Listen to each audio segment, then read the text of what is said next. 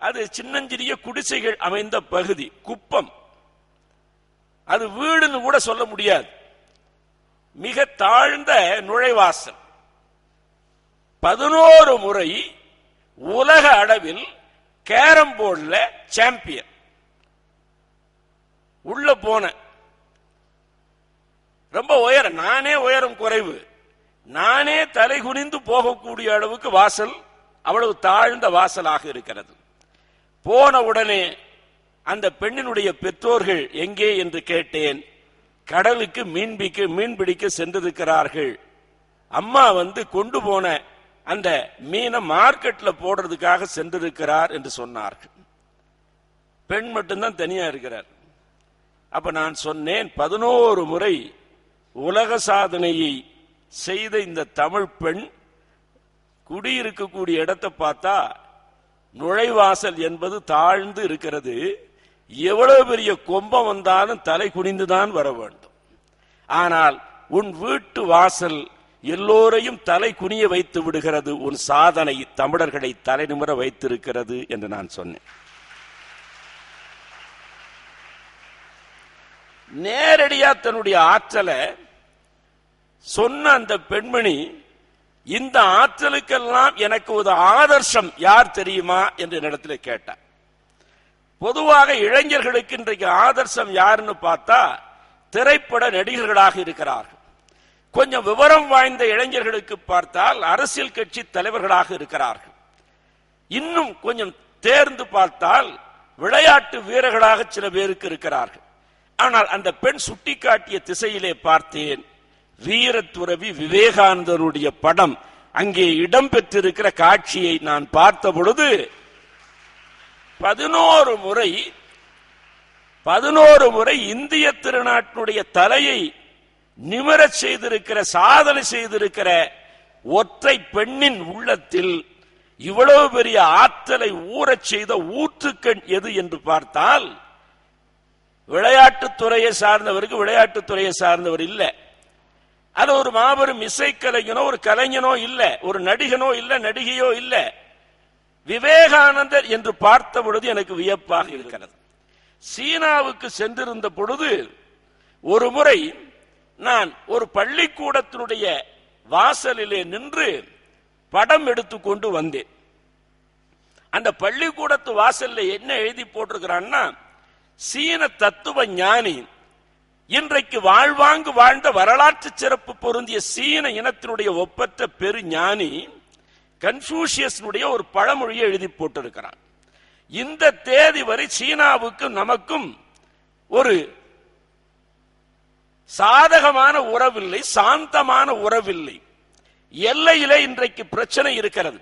1961 சீன போர் நடந்த பொழுது இந்தியாவுக்கு சொந்தமாக ஆக்கிரமித்து வைத்திருக்கக்கூடிய 1200 சதுர கிலோமீட்டர் பரப்புள்ள சியாச்சன் பகுதியை சீன நாடு இந்த தேதி வரைக்கும் பிடித்து வைத்திருக்கிறது. அது மட்டும் அல்ல, அந்த அருணாச்சல பிரதேசம் என்று நாம் சொல்லுகிறோமே, இந்திய திருநாட்டினுடைய மாநிலங்களிலே ஒரு மாநிலமாக இருக்கக்கூடிய அருணாச்சல பிரதேச மாநிலத்தையும் சீன நாடு தன்னுடைய நாட்டுப்படத்தில் சேர்த்து வைத்திருக்கிறது. அங்கே போவதற்கு, அங்கே அருணாச்சல பிரதேசத்திற்கு போவதற்கு நாம விசா வாங்கி கொண்டு பாஸ்போர்ட் எடுத்துக்கொண்டு செல்ல வேண்டிய தேவையில்லை. ஏன்னா அது இந்திய திருநாட்டினுடைய நிலப்பகுதி. ஆனா சீனாக்காரன் அவன் மேப்ல அருணாச்சல பிரதேசத்தினுடைய பகுதியை போட்டு வைத்திருக்கிறான். அதாவது ஆயுதமின்றியே ஒரு அத்துமீறி அபகரித்து ஆக்கிரமித்துக் கொண்டதற்கான அடையாளமாக இருக்கிறது. ஆனால் சீனாக்காரன் சொல்லுகிறான், இந்திய நாட்டில் இருந்து எந்த மாநிலத்திலிருந்து வரக்கூடிய இந்தியர்களும் சீனாவுக்கு உள்ளே நுழைய வேண்டும், விசா வேண்டும், பாஸ்போர்ட் வேண்டும், கடவுச்சீட்டு வேண்டும். அருணாச்சல பிரதேசத்தை சார்ந்தவர்கள் சீனாவுக்கு வர வேண்டும், அது ரெண்டும் தேவையில்லை என்று சொல்கிறான். காரணம், அவர்கள் இந்திய நாட்டுடைய குடிமக்கள் என்று சொல்கிறான். அப்ப சீனாவுக்கு நமக்கு உறவு சரியில்லை, இந்த தேதி வரைக்கும் சரியில்லை. பண்டிதரோடு ஜவஹர்லால் நேருவோடு கைகுலுக்கி விட்டு கைகுலுக்கிய அந்த கை விரல்களுடைய ஈரம் உலர்வதற்கு முன்பே எல்லையிலே போர் தொடுத்த நாடுதான் சீன நாடு. நான் அங்கே போன பொழுது பள்ளிக்கூடத்து வாசல்ல நின்று எழுதி போடப்பட்டிருக்கிற ஒரு வாசகத்திற்கு அருகையில் நின்று நான் நிழற்படம் எடுத்துக்கொண்டேன். அந்த வாசகத்தில் சீன தத்துவ ஞானி அந்த சீன இனத்து மக்களை நோக்கி சொல்லுவதாக அந்த வாசகம் அமைந்திருக்கிறது. என்ன வாசகம் என்று கேட்டால், சீன தத்துவ ஞானி கன்பூசியஸ் தன் இனத்து மக்களை பார்த்து சொல்லுகிறார், என் இனத்து சீன மக்களே, இந்த பிறவியில் நீங்கள் நேர்மையோடும் உண்மையோடும் வாழ்ந்தால் அடுத்த பிறவியில் நீங்கள் இந்தியர்களாக பிறப்பதற்கு வாய்ப்பு இருக்கிறது என்று எழுதி வைத்திருக்கிறார்.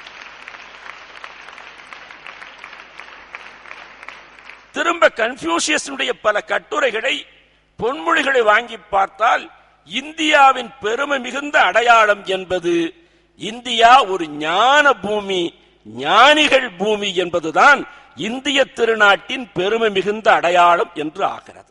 நம்முடைய வள்ளல் பெருமான் ராமலிங்க அடிகள் உண்மையான துறவி. அவர் ஒரு முறை எழுதுகிறார், துறவுக்கு இலக்கணம் எழுதுகிற பொழுது எழுதுகிறார். என்ன எழுதுகிறார்னு கேட்டா ரொம்ப அற்புதமாக எழுதுகிறார். மற்ற சாமியாரிலிருந்து இவர் வித்தியாசமான துறவி. மற்ற துறவிகள் நீங்க பார்த்தா காவி உடை அணிந்திருப்பார்கள். வள்ளல் பெருமான் ராமலிங்க அடிகளார் மட்டும் தூய வெள்ளை ஆடை உடுத்தி இருப்பார். காவி என்பது யுத்தத்தின் அறிகுறி என சொல்லி நான் அதனை விலக்கி விட்டேன் என்று சொல்லக்கூடிய வள்ளல் பெருமான் ராமலிங்க அடிகள் மிகச் சிறப்பாக தன்னுடைய உரைநடை பகுதி ஒன்றிலே குறிப்பிட்டு எழுதுகிறார், நான் கைகளை கட்டி நடந்தேன். நீங்க பாத்தீங்கன்னா வள்ளல் பெருமான் எப்பவும் கையை கட்டிக்கிட்டே இருப்பார்.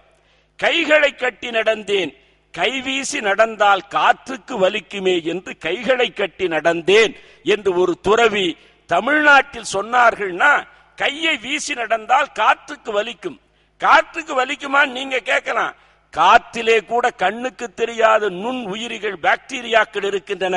நான் கைவீசி நடக்கிற காரணத்தால் அந்த பாக்டீரியாக்களுக்கு கூட வலிக்க கூடாது என கருதி கைகளை கட்டிக்கொண்டு நடந்தேன் என்ற உண்மை துறவிகள் உலவிய நாடுதான் இந்த நாடு.